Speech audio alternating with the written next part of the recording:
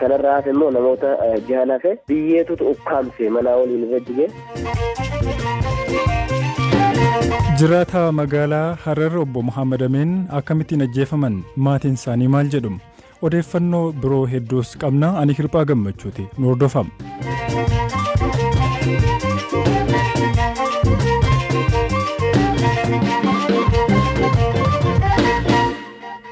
Godina Harargee ba'aa aanaa Malkaa Bal'oo ganda Kaabiraa jedhamutti rooba cimaa halkan kaleessaa roobe hordofee balaan mudateen lubbuun namoota 7 darbe.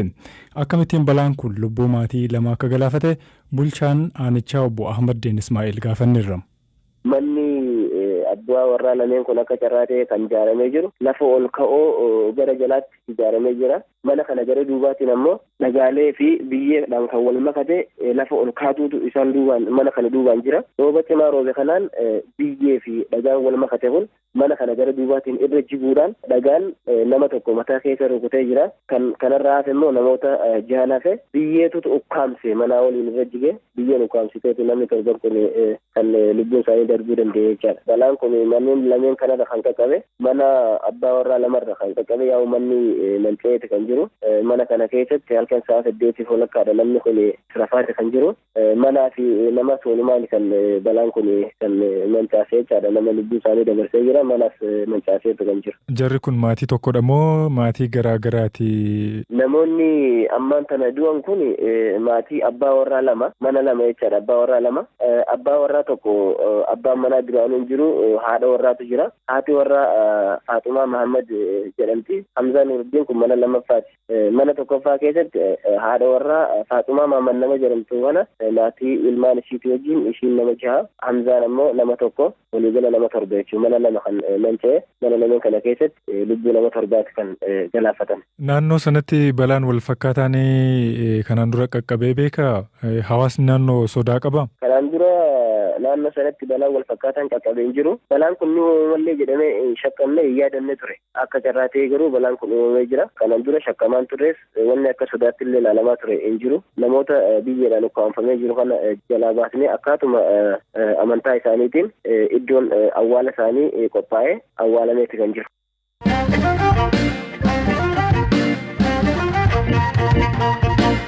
Guyyaa kaleessaa manni maree bakka bu'oota uummataa naannoo Somaalee walgahii isaa idilee wayita gaggeessaa turetti waldhabdeen miseensota mana marichaa gidduutti uumame hokkoratti geeddaramee miseensota 12 irraa mirgi himatamuu dhabuu mulqameera. Ka'umsi waldhabdee kana gaaffiin pirezidaantiin naannichaa Mustafa Muhammad aangoorraa akka ka'an dhiyaatu ta'u dhimmicha hordofaa kan ture waa'illi keenya kutaan afaan Somaalee Abdurrahman Adoo himee jira. ምክር ቤቱ አፈ ጉባኤ የነበሩት ስልጣናቸውን በገዛ አፍያይ መነ መሪቻ ከቱረን አንጎሳኒ ፈዲሳኒን ገዲሰኒ መኒ መሪቻ አከሳኒፍ ምርከኔሱ ቱሪ አጀንዳን ጀልቀበ ዲያት አጀንዳ ከን ኤርገ ምርከኔሰኒ ቦደ ሚሴንሶኒ መነ መሪቻ ሙራስኒ አጀንዳሌ ብሮጃ ቀበመን ይረቲ አጀንዳን ደበለታ ሞቱማን ኦቦ ሙስጣፊን ዱርፈሙ አንጎራ አከከው ሰገሌን ኢትያመነሙማ ዮኪን ቮት ኦፍ ኮንፊደንስ አከሳኒፍ ቀበሙ ጋፊ ዲሰን ሚሴንሶኒ መነ መሪቻ አፈነሞ ጋፊ ከነ ሞርመን ሰበብኒ ሳኒ አጀንዲቺ ሴሬ ገቴ ሂንያኔ kan jedhu ture. Yeroo kana miseensonni gaafficha dhiyeessan 30 ol ta'an walgahii dhiitanii bahan. Sanbooda miseensonni hafan gara tarkaanfii naamusaatti cehuun miseensota 30 ol walgahii dhiitanii bahan keessaa warra qooda olaanaa qabu jedhaman 12 irraa mirga himatamu mulqan. Kunis sagalee miseensota mana marichaa 158tiin deeggarameeti.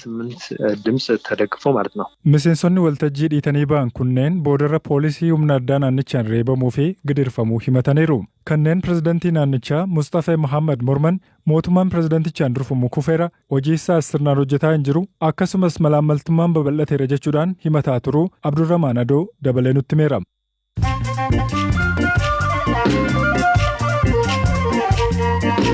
Dhaggeeffattoota keenya BBC Afaan Oromooti kan hordofaa jirtanii oduun gaggabaabsee isinitti himama. Itoophiyaatti namoonni 34 kooroonaa vaayirasiin haaraa qabaman argamuun himame. Lakkoofsi namoota kooroonaa vaayirasiin qabamanii 433 qaqqabee jira.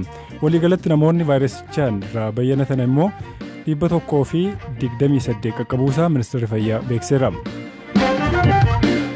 Naannoon Tigraay filannoo sadarkaa naannootti gaggeessuudhaaf qophaa'uu murteessuusaa paartileen mormitoota naannichaa keessa socho'an 3 qeeqanii jiru.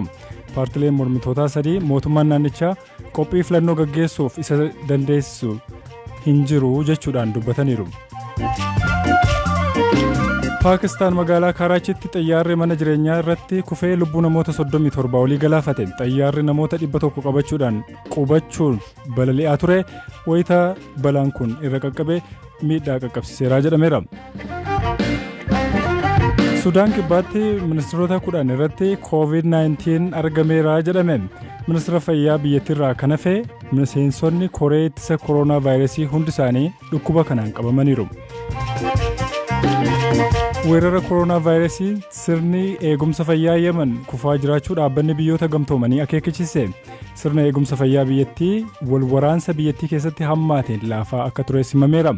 Lammiileen Yemen miliyoonatti lakkaa'aman wal waraansaan diidatti hafaniirus jedhameera.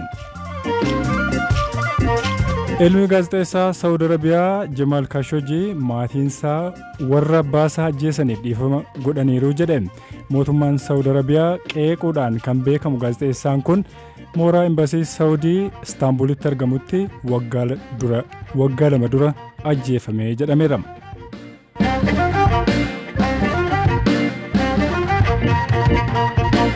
Dhaggeeffattoota keenya gara qabiyyee sattaanutti ce'a. Obbo Muhammad Ameen kamisa darbe gaafa guyyaa 6 bara 2012 akka lakkoofsa Itiyoophiyaatti haala suukanneessaa ta'een ajjeefamanii argamuun tibbana dubbii ijoo miidiyaa hawaasaa ta'ee ture. Iddoon jiraatan magaalaa Hararraa kiiloomeetira 30 fagaatee kan argamu naannoo magaalaa Baabbileetti reeffi isaanii gariin waraabessaan nyaatamee akka argame maatiin isaanii BBC'tti himaniiru. Maaltu ta'e laata? Habtaamuu Xibabuu obboleessa isaanii obbo Nuraa Umar bilbilaan dubbisee akkanattiin isiniif dhiyeessuudhaaf jira.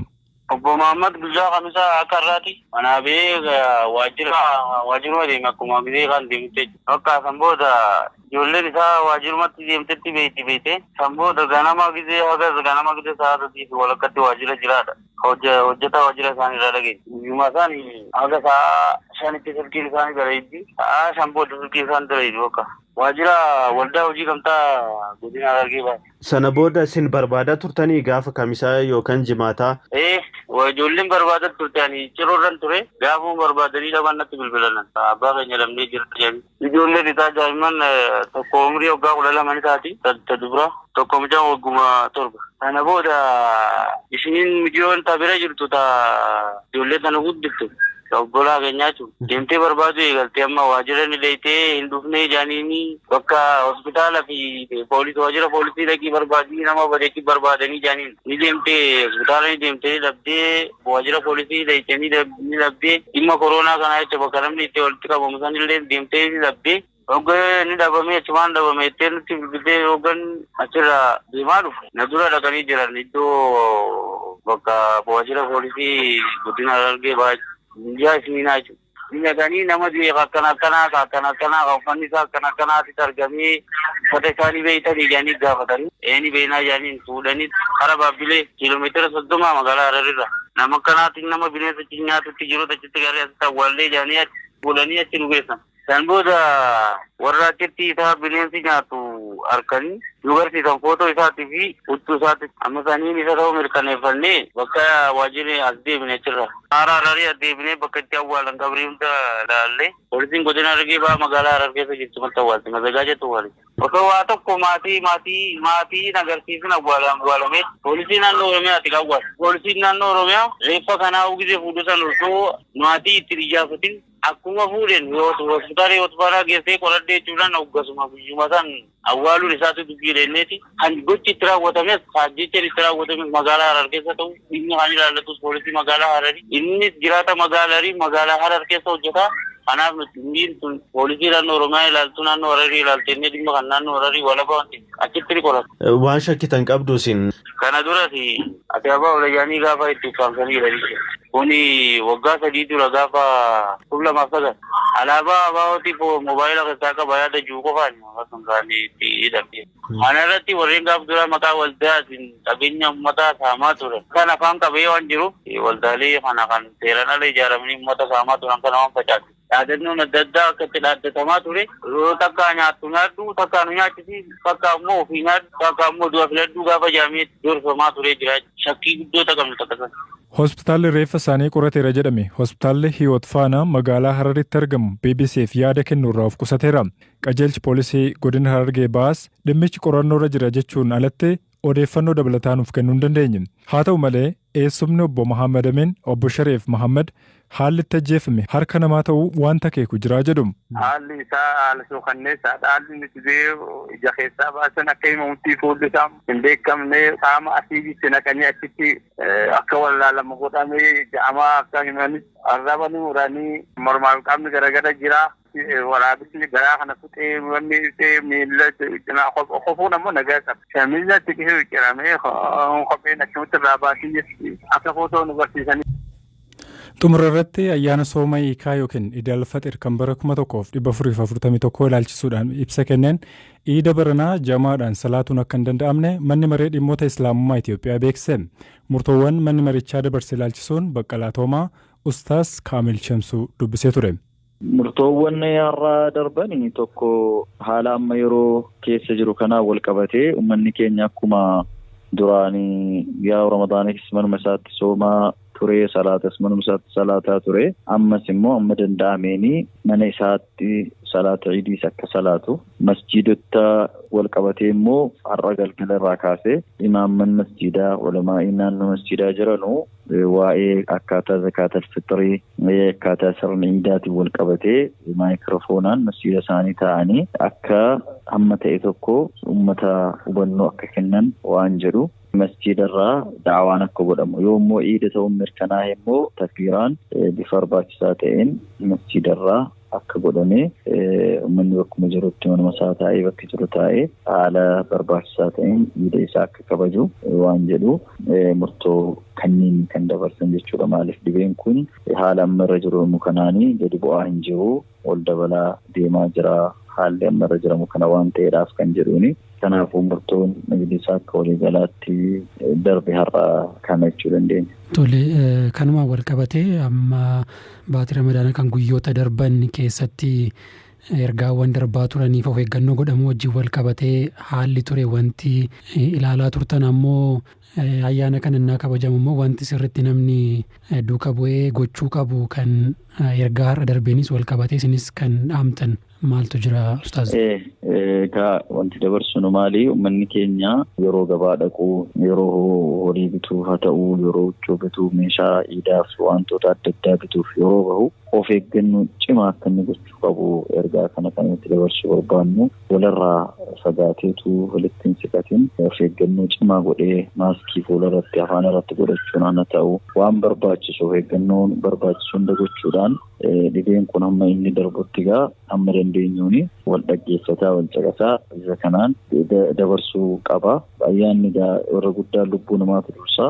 Ayyaanni yoo barana bifa kanaan dabarsin immoo waggaa dhufu nagaa yoo jiran yoo lubbuudhaan jiraanne yoo rabbi jedhee dhibeen kun nurraa gad dhaabbate bifa gaarii ta'een dabarsuu dandeenya waan ta'eedhaaf jechuudha. Dhumarratti kan jechuu barbaadu uummata keenya uummata muslimaa duniyaarra jiru hundaa ayyaana Iid al-Fitrii bara 1441 kanaan hunda keessanuu nagaan rabbii bageessuun isin gahe iidii nagaa iidii wal jaalalaa iidii aafiyaa fayyaa hundi namaayyuu dhibee kanaaf osoo hin saaxilamin inshaallah iida ta'anu iida haala gaariidhaan kabajuudhaaf rabbiin ittiin nu haa gahu.